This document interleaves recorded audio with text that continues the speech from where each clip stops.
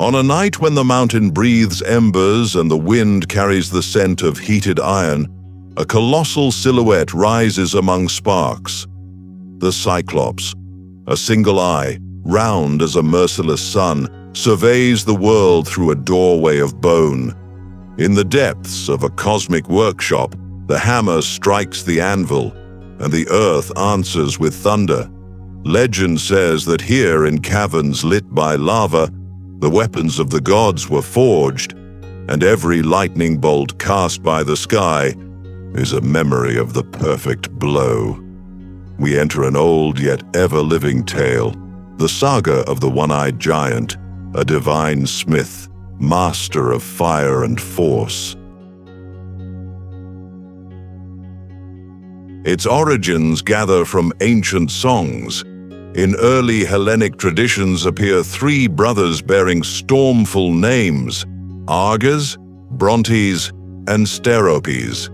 They are the forgers of the thunderbolts of the Lord of the Sky, rulers of sparks, the ones who weave in metal the will of the divine.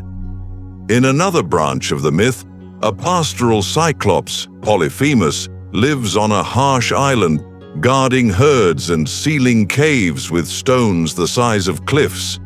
For shore-bound city folk, any colossal wall seemed raised by non-human hands, hence the name Cyclopean masonry for those mighty fortifications that defy time. Between craft and dread, between the divine and the earthly, the Cyclops stands on the frontier where the order of gods meets the peril of the unknown.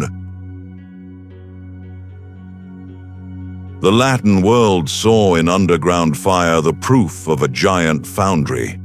Beneath the smoking mountain, a master god listens to the hammers of Cyclops at work. When the crater moaned, people said their anvils were singing.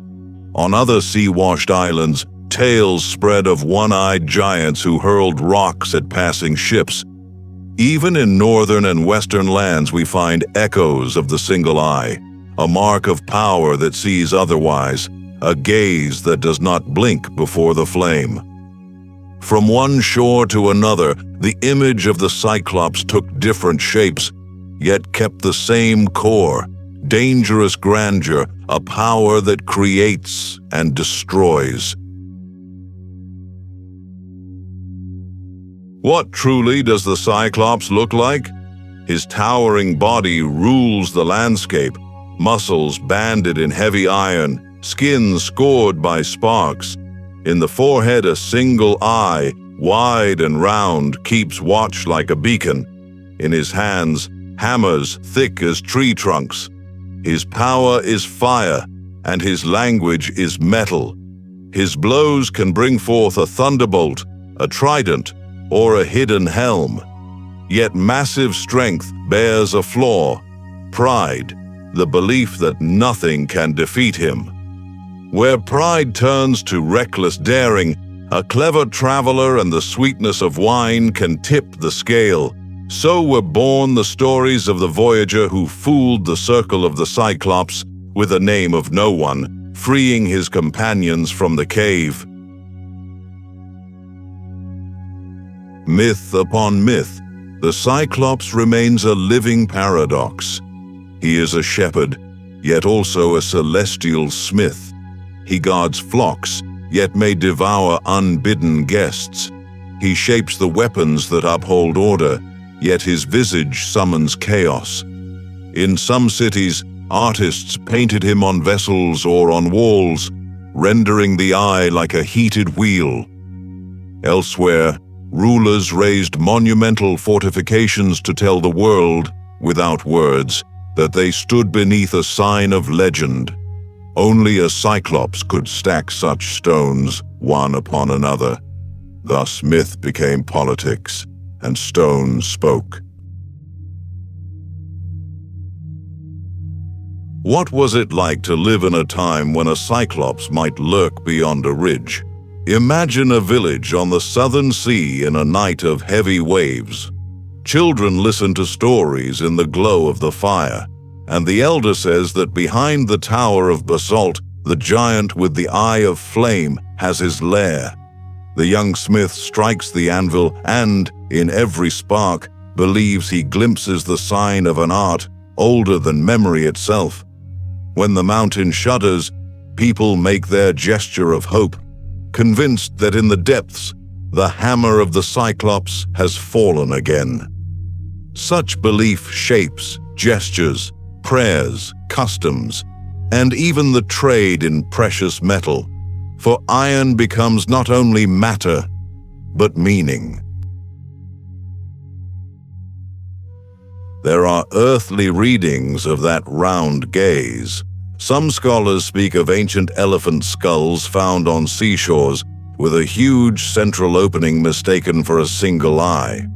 Others say the myth rose from meetings with nomadic smiths, people of fire who wore masks with a single slit to see through flying sparks. There is mention of smoking mountains, of lava that flows like molten iron, of the booming ground that resembles a choir of anvils.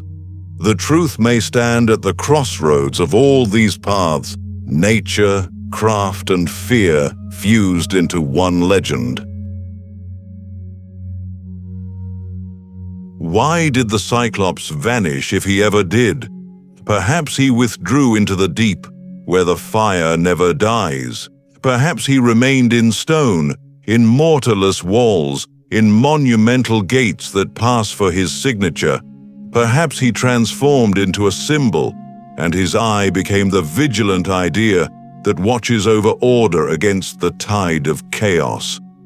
When the old worlds fell, beliefs moved from caves to parchment, from mountain workshops to columned temples. Yet the legend did not fall silent. Travelers, poets, dramatists, philosophers raised the tale anew and gave the giant a new voice. In our time, his traces are still sought. Archaeologists measure massive walls and strive to understand lost techniques.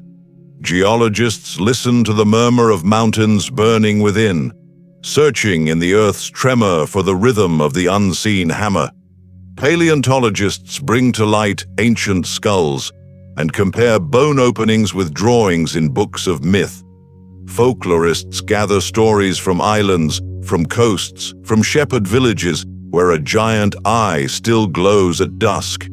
Even filmmakers and visual artists model from light and sound the workshop of the Cyclops, letting us feel the anvil's vibration through the floorboards.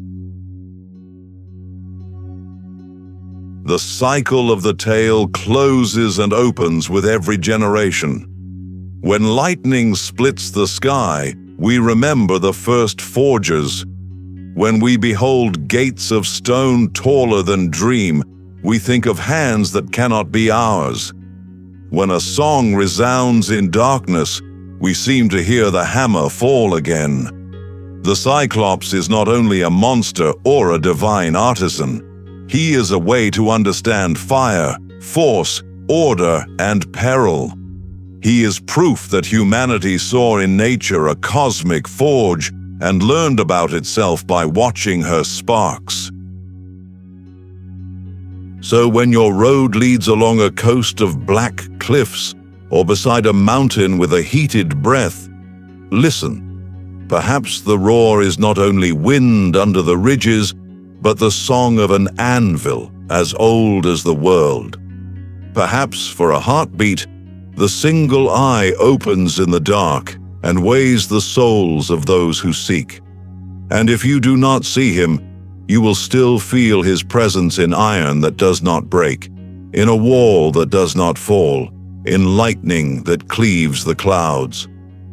The Cyclops lives in fire, in stone, and in story, and as long as people tell legends by the light of embers, his hammer will continue to strike.